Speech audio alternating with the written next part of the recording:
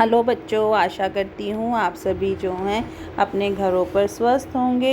हमने अपनी ज्योग्राफी की क्लास में जो हमारी बुक है पार्ट 1 मानव भूगोल और उसके सिद्धांत, उसका जो 5th चैप्टर है प्राथमिक क्रियाएं, उसकी शुरुआत की हुई है। उसमें जो है अभी तक हमने चलवासी पशुचारण और वाणिज्य पशुपालन जो है अभी तक किया है।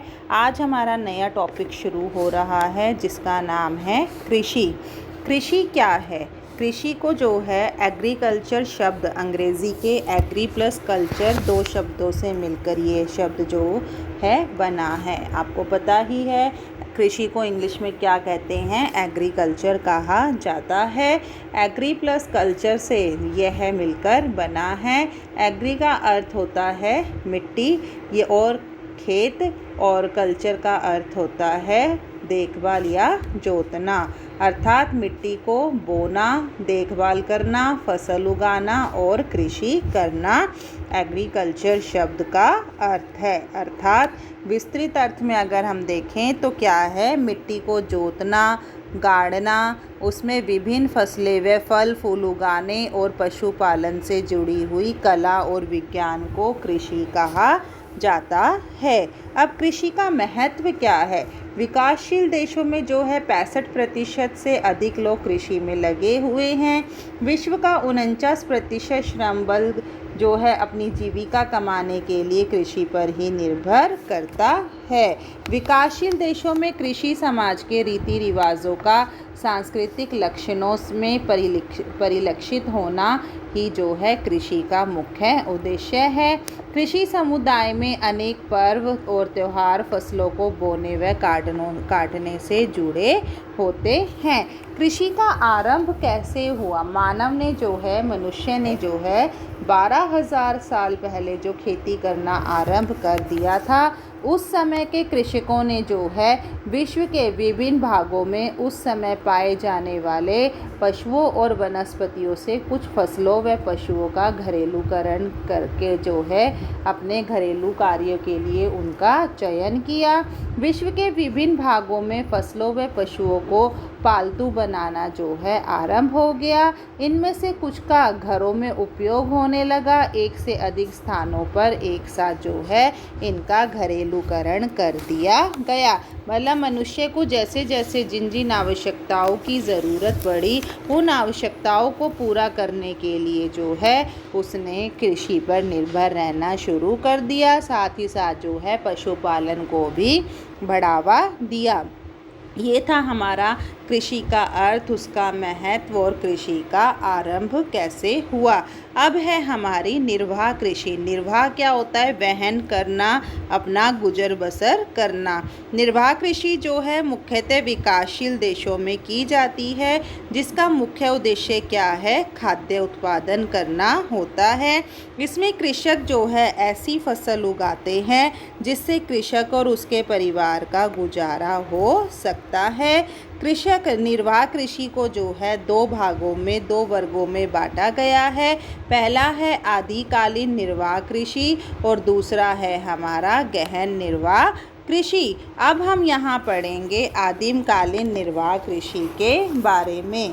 तो आदिमकालीन निर्वाह कृषि जो है इसे स्थानांतरी कृषि भी कहा जाता है। इसके बहुत सारे नाम हैं। इसे झूम खेती भी कहा जाता है। इसे जो है आदिवासी लोग अपनी ज़रूरत के हिसाब से करते थे। स्थानांतरी कृषि का आरंभ कैसे हुआ और विश्व में जो है यह किस प्रकार से अनेक भागों में फैली? कृषि का आरंभ होने से मनुष्य ने चलवासी पशुचारण के स्थान पर जो है स्थायी जीवन जीना व्यतीत कर दिया था। जब 12,000 साल पहले जब कृषि का आरंभ हुआ तो मानव ने जो है चलवासी पशुचारण के स्थान पर एक जगह टिककर रहना शुरू कर दिया था और वो जो है कृषि करना आरंभ कर चुका था। कृषि में सबसे पहले स्थानांतरी कृषि का आरंभ हुआ। इसे कृषि का जो है सबसे प्राचीन रूप भी माना जाता है। मनुष्य ने पहल खेती का यही तरीका अपनाया था। स्थानांतरी कृषि मानव के उस प्रयास का प्रतीक है जिससे उसने उदार पूर्ति के लिए जंगलों में कृषि करना आरंभ किया। जहाँ स्थायी कृषि करना कठिन होता था वहाँ पर यही कृषि की जाती थी, मतलब जहाँ पर लंबे समय तक हम स्थायी कृषि नहीं कर सकते थे वहाँ पर जो है स्थानांतरित कृषि ही की जाती थी। आज यह कृषि विभिन्न क्षेत्रों में की जाती है, जैसे दक्षिण पूर्वी एशिया, मध्य अमेरिका, अफ्रीका के भूमध्य सागरीय क्षेत्रों में जो है यही कृषि अभी तक की जाती है। तो स्थानांतरित कृषि को आरंभ करते हुए स्थायी कृषि, रोपण कृषि, विशिष्टीकृत कृषि, वाणिज्य कृषि प्रणाली तक कृषि की प्रवृत्तियों में जो बदलाव आए हैं उनकी अब हम यहाँ चर्चा करेंगे। कृषि के सबसे आदिम स्वरूप को जो क्या कहा ये मैं आपको पहले ही बता चुकी हूँ, उसे स्थानांतरित कृषि कहते हैं। यह पद्धति आज भी संसार के कई भागों में प्रचलित है। स्थानांतरित कृषि में क्या किया जाता है, इसमें वनों को साधारण रूप से काटकर औजारों की सहायता से जो है फसल उगाने के लिए खेतों को तैयार किया जाता है। कुछ वर्षों बाद जब मिट्टी का उपजाऊपन खत्म हो जाता है तो उस स्थान को छोड़कर वनों को एक और भाग साफ कर लिया जाता है। उसके बाद जो है अनुकूल जलवायु, उपजाऊ मिट्टी वाले क्षेत्रों में स्थायी खेती और औद्योगिक क्रांति के कारण जो है व्यापारिक कृषि भी आरंभ हो गई है। यूरोप में औद्योगिक क्रांति के विकास के फलस्वरूप अनेक विशिष्ट कृषि उपकरण जैसे हल, ट्रैक्टर, बोने व काटने मशीनों से दुग्ध होने वाली मशीनों का निर्माण, इन्होंने कृषि उत्पादन बढ़ाने तथा विशिष्टीकरण के योग्य इन्हें जो है बनाया गया है।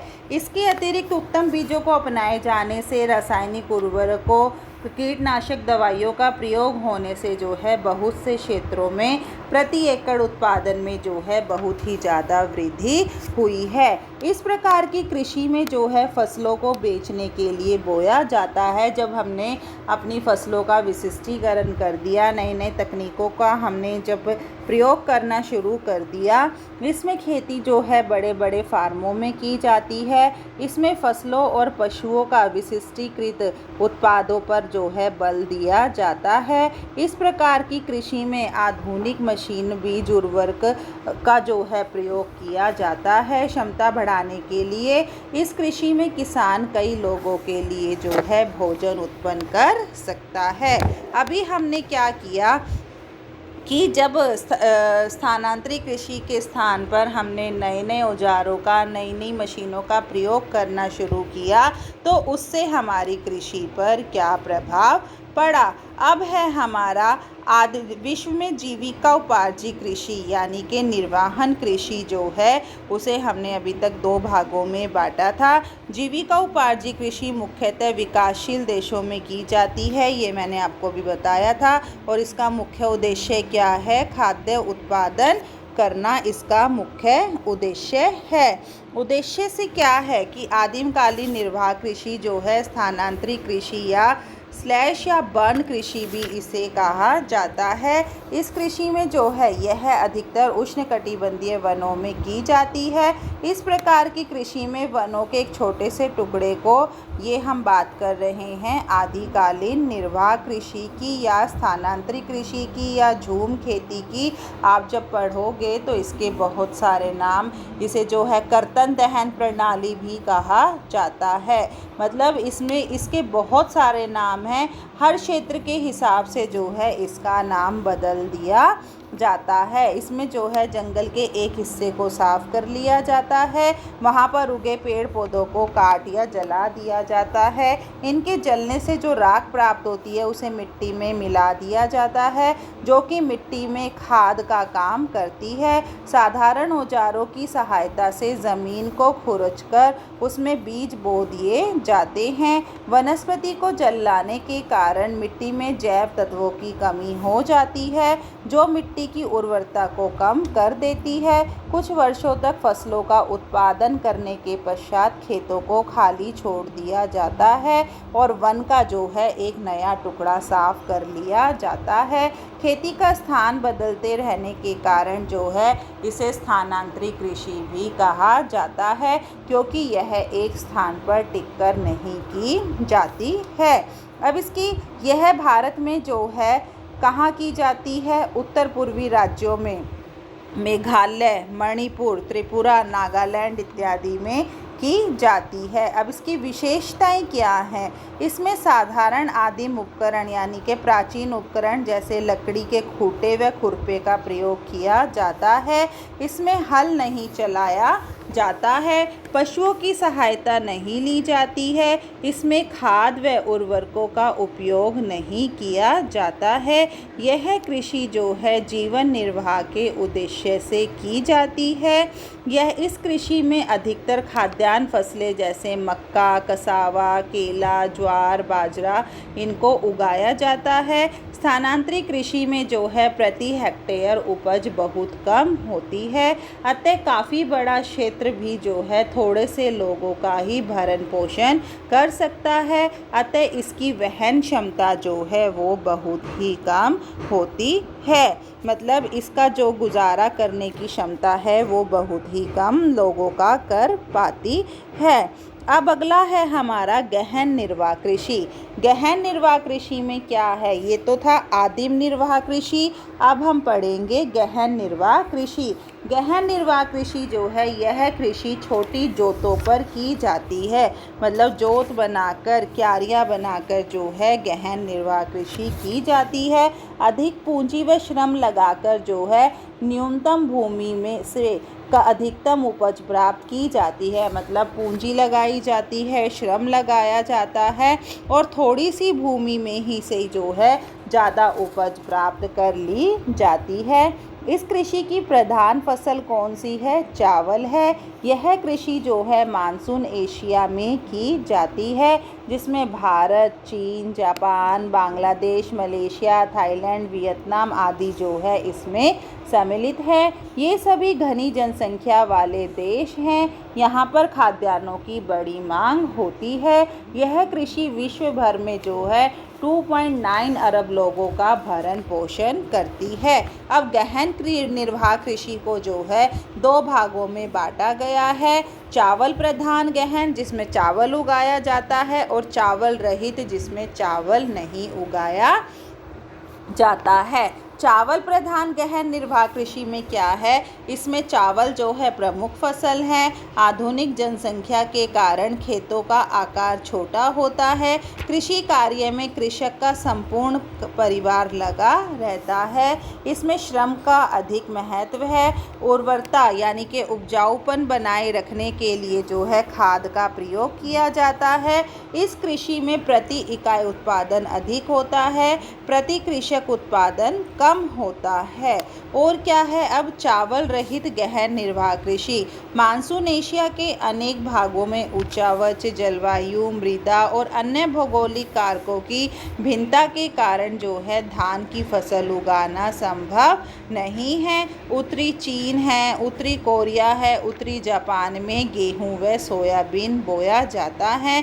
भारत में सिंधु गंगा के मैदान और पश्चिमी भागों में भी जो है गेहूं बोया जाता है। अब गहन जीविका उपार्जी कृषि की विशेषताएं क्या हैं? एक तो इसमें खेतों का आकार छोटा होता है। कृषि के उपकरण साधारण व परंपरागत होते हैं। खाद्य फसलों में प्रमुखता के कारण जो है चारे की फसलों और पशुओं को विशेष स्थान नहीं मिलता है। कृषि भूमि पर जनसंख्या में अधिक दबाव होने के कारण भूमि का गहनतम उपयोग होता है। गहन कृषि के कारण मिट्टी की जो है उपजाऊ शक्ति का जो है वो बना रहता है। घरेलू मांग के आधार पर मुर्गियों, गाय, बैल व अन्य पशुओं का भी जो है वहाँ पालन किया जाता है।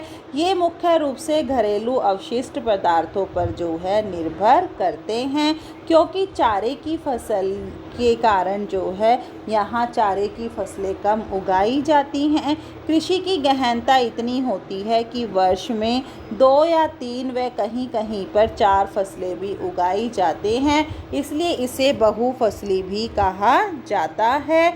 यही कृषि उपजाऊ भूमि व उपयुक्त जलवायु वाले क्षेत्रों में की जाती है। मतलब जहाँ पर इनके अतिरिक्त इनके अनुकूल हमें जलवायु मिल जाती है, वहाँ पर जो है इस प्रकार की कृषि की जाती है।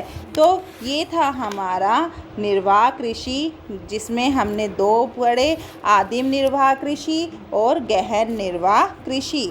अब है आपका एक स्थान, अभी तो आपने पढ़ा स्थानांतरित कृषि, जो कि कब कैसे कैसे की जाती थी, घूम घूम कर, एक स्थान से दूसरे स्थान पर जाकर।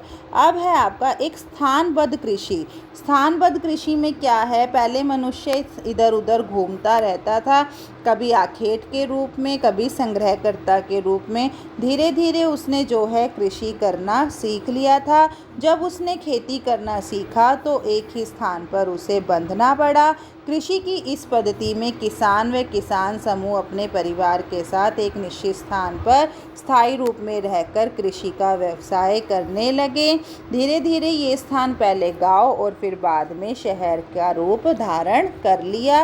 विशेषताएं क्या हैं, कृषक को एक तो स्थायी जीवन व्यतीत करना पड़ा, दूसरा पशुपालन भी इसी कृषि में ये शामिल हो गया, तीसरा फसल पद्धति का प्रयोग किया जाने लगा, जिससे मिट्टी की उपजाऊ शक्ति बनी रही, फसलों की देखभाल जो है अच्छे प्रकार से की जाती थी, एक साल में एक से अधिक फसलें उगाई जाती थी। इस कृषि में खेतों को कुछ देर के लिए, कुछ समय के लिए खाली छोड़ दिया जाता था, ताकि मिट्टी की उपजाऊ शक्ति वापस उसी में बनी रहे। तो आज हमने क्या किया, स्थानांतरित कृषि, गहन निर्वाह कृषि, स्थानबद्ध कृषि, कृषि का अर्थ और कृषि कैसे आरंभ हुई।